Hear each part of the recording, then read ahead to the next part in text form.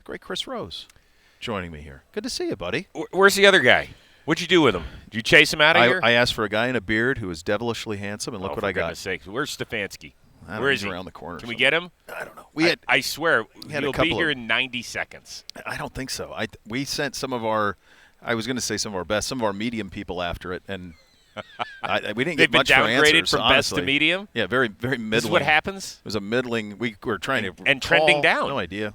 Sorry. So how many hours are you going to broadcast over here on the NFL Network? We're going to start at 3 o'clock local time on Thursday, and we'll finish it up probably 5 o'clock on Sunday. So without any breaks. We're going, like, if you want to turn NFL Network on at 2 a.m., we'll probably still be there. Straight through. How much are you personally anchoring? So I am on the desk, as I like to call concourse. the Lido deck of our cruise ship. Rich and Daniel Jeremiah are actually calling it from the booth. Yep. That was a move they made a few years ago. I forget where they were. There was another desk with them, but they finally went to the booth a bunch of years ago when Mayock was still doing it. Yeah. And it was genius. Like, call it like it's a sporting event. That's what it is. And so I'm down on the desk with Charles Davis and Peter Schrager. And we have a ton of fun. We just, we kind of fill in between the events. They're in between the position groups as well. And so we add our 2 cents here and there. Charles knows a ton of what's going on, obviously, between the college game and the NFL, since he's calling NFL games, and he knows what teams need. Peter Schrager's so well connected with GMs and coaches throughout the league, and he'll sprinkle that stuff in. Do you and I were talking off air, do you ever not marvel at Daniel's encyclopedic knowledge of every human being in a tank top and shorts? It's incredible. I mean, that stuff starts pretty much when we're done with the draft. Like, he gets going, he'll take a few weeks off in May and start cranking on the next group of people. And he is a machine. He loves it. I am pleasantly surprised that some team has not scooped him up to lead their personnel department.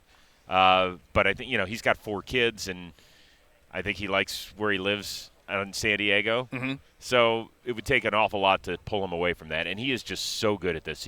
The thing he does so well that I'm so proud of is that he explains it so that every fan can understand. That's it. And, that's the fun part of the Combine. We get it that you're not tuned in to freaking all 20 hours or whatever we're covering this weekend. We know you're in and out, or you're checking out a position group. Like, if you're a Browns fan, you're going to want to watch Thursday because of the defensive linemen, because of the number of vacancies we have there. Obviously, you're going to want to check in on Saturday, the quarterbacks, receivers, running backs. We know why there. And go pick out a few guys. Like, I have a few guys for you, by the way. Yeah. Javon Baker is a guy on Saturday that I would watch. He's a kid, I believe, out of Central Florida, like 6'1.5". He's kind of in between. He's kind of Amari Cooper size-ish. Yeah.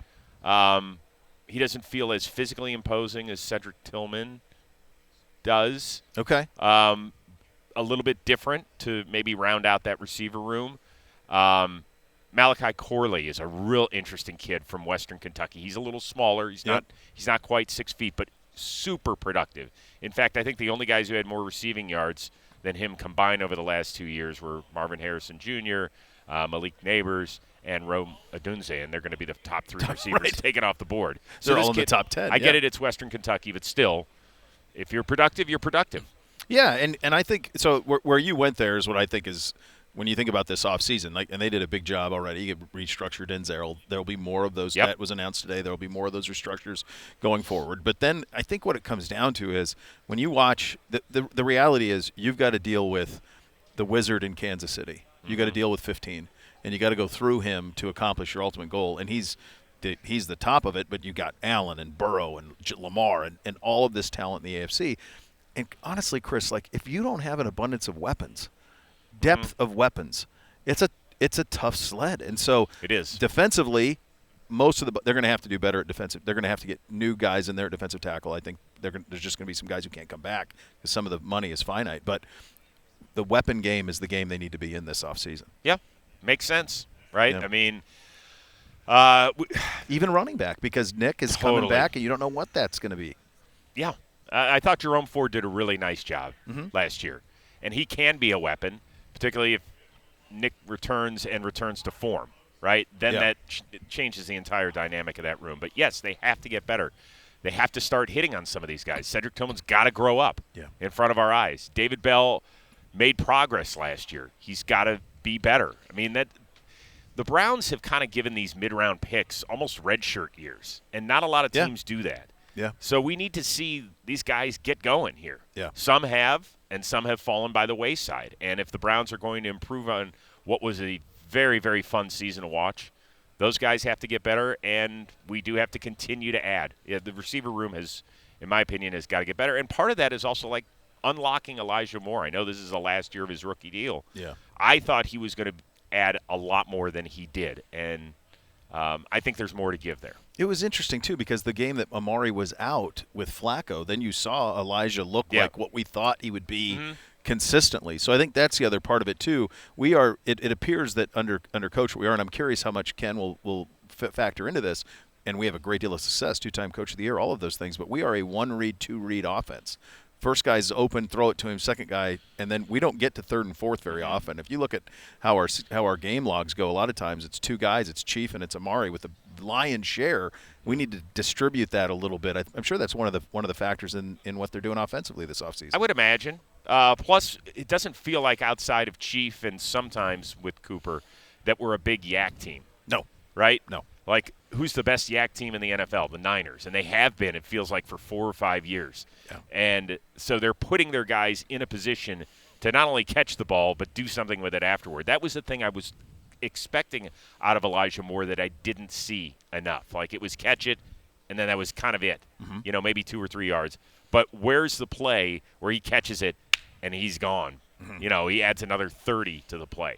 Yep. And I think that's incumbent on not just Elijah Moore, but the scheme and figuring out ways to do it and the delivery of the football and all that sort of stuff. So there are areas where this team can obviously get better. Yeah, I think the dynamic is we needed to add a little of that. Totally. That needs. I think they thought Absolutely. that would happen with Goodwin, and that what happened physically at the beginning of the year kind of stunted that, so you never really saw that come to fruition. But you have to have those home run hitters. You got to be able to have. It's great to have 10-play drives. You need a couple 3-play drives in there from time to time as well. How do you, now that you've had separation, you played a big part in this season as well, one of the voices of this season. How do you? Nathan and I have talked a lot about, like, it's almost like 3 seasons happened in one. With everything that kind of happened. Now that you get distance to it from your perspective as a fan and then also as a guy who called several of these games, how do you put that 2023 season into perspective? I thought it was great. I measure it on how much I got out of it as a fan.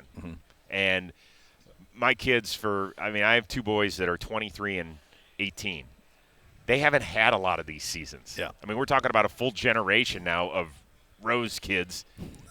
And they watch every Sunday, regardless of win or loss over the years. But the amount of fulfillment that they got from it, that was awesome to see, because it made me feel like I was in the 80s again. Yeah. And it was, every week another guy would go down. And you'd be like, oh, God, no. Like, this is where it ends. And it never ended. Yeah. It was absolutely incredible. And the stuff that Flacco did those last 5 weeks was out of this world amazing. The Thursday nighter against the Jets, I thought, was really one of the top moments we've had as a franchise in the last 4 decades. I don't have a problem with it. No, easily. Because I think it was great that it was the only game on, too. The whole world watched. Yes. And there aren't a lot of times where we've clinched at home, right? It hasn't happened a lot in recent memory for this franchise, and most importantly for the fan base. So to be able to enjoy it, soak it in, that was special. Well, you're Southern California, lived there for a very long time. It's a script. Like, you go Right. into a Disney and say, hey, this guy who used to torment us, we're going to bring him in. Then he's going to throw for 300 yards every game, and he's going to lead us to the playoffs. Guy's on his couch. Like, it's honestly, they might say it's too much. I don't know if anybody believes now it. These days they'll take anything. So actually, it probably wouldn't be too much. It'll end up on some streaming service. It's there though. Like, it's just so improbable. Right. It's impossible almost. It was great, and the fact that he came from one of our arch rivals and was like 18-3 against us, in another lifetime was. It was amazing. I mean, have we ever seen a guy mesmerize a city in that short a span?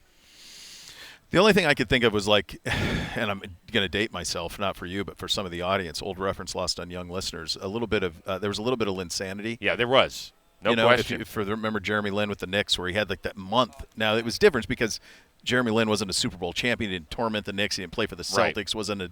Wasn't that. But just in terms of like Joe Flacco for the month of December was as popular as Bernie Kosar. It was incredible. I mean, it was just it really was incredible. Unbelievable. Yeah. The way that he did it and the grace that he had, the way he carried himself.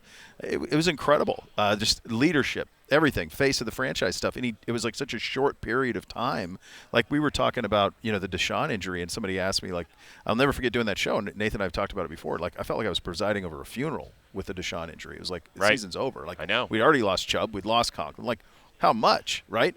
And then so to have that touchstone, but that was in November 11th, I think is when that was. Something like that. Early, middle November. To think that Flacco didn't come along until well after. Well, it's a month period. It's 6 weeks or whatever. Remember the photo that somebody took of him getting on the plane? And I was like, wait a second, is this photo is this a Joe Flacco look? I'm staring at it. I'm blowing it up, and then it gets blurry on me. I was like, this can't possibly be happening. Right? I remember, having the discussion with people about, okay, well, who are we going to get? I was like, we're not going to get anybody that's going to come here and help us out. Yeah. Really? Like, has anybody checked on Colt McCoy? Can he lift his shoulder, like, past here? Right. Like, that's where I was going emotionally. And then to have that, it was fantastic. It was a great year. And I know it's hard for us sometimes as fans to appreciate it because this isn't recess or middle school where – like you get a pat on the head for just showing up and trying, right? That's not a way. This is professional football where they get paid handsomely. Everybody in the building does. Well, a lot of people, maybe not everybody here, but you know what I'm saying. Yeah, those guys don't. Yeah, and actually, he's going to dock your check now. Unfortunately, Stefanski. There's going to be a Stefanski no-show tax. They're middling at best. So when you look at your next paycheck and there's a no-show Stefanski tax, say, know where that is. Yeah, that's where it went. But my point is that sometimes our perspective is okay. It's either Super Bowl or the season sucked, and that's not the case. No, here. The season was really, really rewarding. It absolutely was. Now show me what you do from here. Well, so that's where I was going next with you because we talk about, and he's a big pits, puke, squealers, all that stuff. But the floor is we win every year. Yeah. Now we're not going to win the Super Bowl every year, but we're going 9-8. We're going to go 10. So that's the key now for Andrew Berry, for Kevin Stefanski, for that operation is this is now the expectation. Yeah. I mean, let's go win the division and guarantee ourselves a home game. Yeah. I'd love one of those. We haven't seen one of those in 3 decades. We can, the Lions are off the hook now. They are. I ran into a bunch of the Lions PR people in the lobby last night where we're staying, and they were having their annual NFC North PR dinner. Yeah. Where the defending champion pays for it.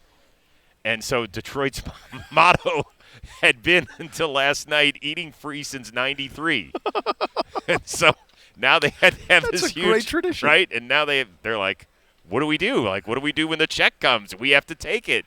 We've already been given a certain budget for it and everything. I was like, yeah, but this is the tradition. Like, you want to have this built into your budget. That is great. Right? So that's a lot of looking at the Packers over the last 2 decades. Right. Picking up a lot of checks, and all of a sudden you got to do it. Isn't that cool, though, when you think about that little tradition that you just shared with our audience? So cool that you did. But, I think sometimes we think the NFL is this mammoth entity, but it's a small world when you get over here, isn't it, Chris? It is. It is, particularly in certain sectors. Like I said, the PR people, they all know each other, right? Yeah. Because they all have the same grind that they do, and they all have the same frustrations and same excitements and all sorts of stuff. So there is that bonding experience. It is a fascinating event here. It really is, right? We're watching a bunch of kids run around in their underwear for 4 days to do things that hopefully will translate when they're trying to tackle and run past people that are chasing them down. But the rest of it is just, it's a blast. It's a blast to see people and to give people hugs and, just appreciate the time together. I think if the pandemic showed us one thing is it's like, okay, yeah, we're all competing against one another, but damn, at the end of the day, live it up, go have some fun, and and appreciate what everybody's trying to do out there. Yeah, and I was coming out of dinner last night, and I came around the corner, and Jerry's bus was there, which is like, Did you knock? no. Why not? I should have. What mean, the hell would I would have said? Well, I mean, who knows what? I guess what would have that's been on where the your other freelancing side. skills That's come in. Let's go. You could have been able to do Seriously, that. let's play it. Role play it out. Role play it out. How does it go?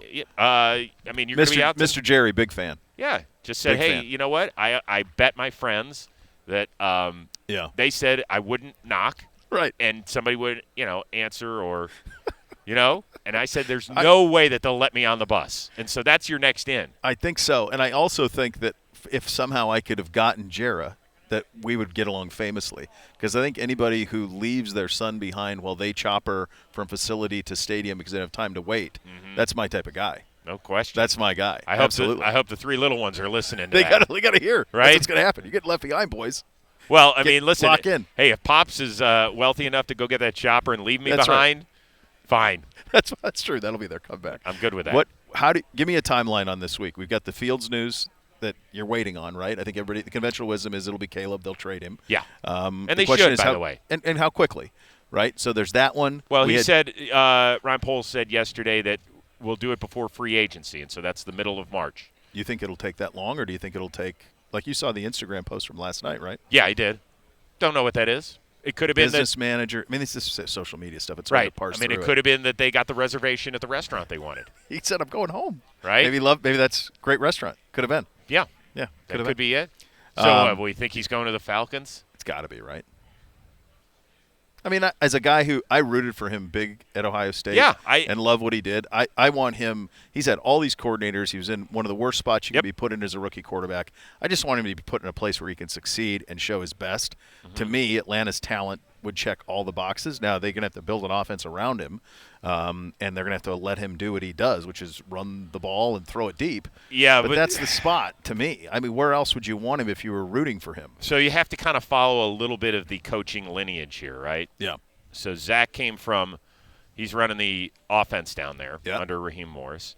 He came from the McVay tree. Oh, yeah. So McVay's favorite quarterback is Matthew Stafford. What does he do best? Now, it doesn't mean that he can't deviate from that philosophy, but that is not Justin Fields' strength. No. It's not. It's not. So you have to be willing to take a huge leap of faith, and you're putting everything in the Justin Fields basket. It doesn't mean it's necessarily a bad thing, but it feels like they've got so much more in place. They've put a ton of draft capital in that offensive line. Yeah. We know what they've done with top 10, top 12 picks at receiver, tight end, and running back, right? And we all thought that maybe Arthur Smith hated your fantasy team, the way he ran that stuff. Right. So I guess you out in L.A., like would they be more comfortable with a Russell Wilson type? Because Cousins isn't hitting the market. That's not the feeling I got yesterday. Because Cousins, I think, would be the home run for them. Like, I think you win the South with Cousins. So I just don't think he's leaving Minnesota. Yeah, to me, that is the home run. What Kwesi said yesterday. So then if Cousins isn't in play, they have to upgrade quarterback. Do they hang in the draft and they look at J.J. McCarthy at 8? You mentioned they have so much into it. Do you do I agree with you. The Fields fit isn't great. Like, if they hired Monken to be the head coach, then now we're talking. If they would have gone that route, and he could have employed some of the things he used with Lamar, but that doesn't seem like that's not going to be the thing. Well, the other thing with Fields, the difficulty is the contract situation because he's entering year 4. Yeah, and so that that's tricky. But these are decisions that are being made at prime. Right, these conversations. It is really, really tricky there. I don't know where they go if they can't get their hands on Cousins because I think if Kirk Cousins gets there, I think they are a legit threat to the Niners and I think the Rams will continue to make progress. And the Lions, I think, are really interesting, and the Cowboys. I think they're right up there with those teams. There's no doubt. It's just, can they get their hands on him? And if you're Kwesi running the Vikings, can you risk Justin Jefferson not having someone throwing him the ball who knows what he's doing? He said he's not trading him. Right. I think, to be honest with you, if you're the Vikings, this is where you turn it over, dump it, and say we're restarting. We are really restarting. Yeah. Because if you bring Kirk back, then what are they looking like? Okay, they're an okay team. Yeah. Daniil Hunter's not coming back. No, two stud receivers. Yes. So you'd have that. But there's a ceiling to it, though. You could trade Justin Jefferson. You could get – I mean, look at what the Chiefs got for Tyreek Hill. There's no doubt that the bounty on him would be extraordinary. And you could move up then. You only do that if you're Minnesota if you have plans of moving all the way up to 3, in my opinion, and getting one of those big 3 quarterbacks. And then restarting and saying Jordan Addison's our one and we'll add somebody else in this draft that will help him out. Like, they could do a quick turn here. So is that Arizona's at 4? Yep. And then the Chargers are at 5. So I can't see a scenario where the Patriots would move out. I don't either. Maybe Washington? Not with that ownership, no. right? They want to splash. I think all 3 do. I think that New England's the one where you might be able to pry it loose. Yeah. And yeah. I don't think they should. Yeah. But maybe that's it. Yeah. It could very well be. This is fun though. This is fun. This NFL comment. It's always fun talking to you, buddy. Oh yeah, of course. Great chat. Yeah, good catching up. Always good.